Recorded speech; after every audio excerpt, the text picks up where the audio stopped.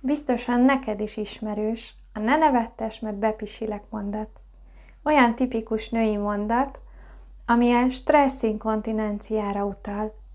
Ez egy akaratlan vizeletvesztést jelent, ami általában izomgyengeségből fakad, méghozzá a húgycső gyengeségéből.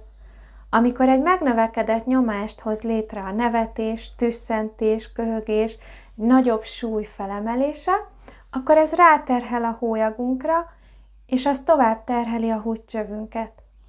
Életünk során fokozatosan gyengül a húgycső izomzata, és már nem tudja megtartani ezt a megnövekedett nyomást, ekkor létrejöhet vizeletcsepegés, vagy elszivárog, vagy akár egy nagyobb mennyiség távozik egy-egy ilyen alkalommal.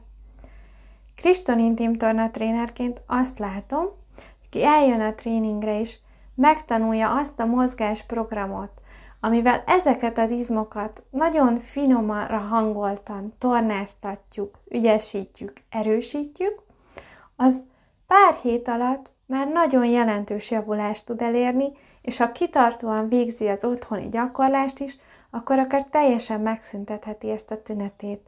És azért ez már egy nagyon más állapotot, egy örömtelibb, nőiesebb életérzést tud számára hozni.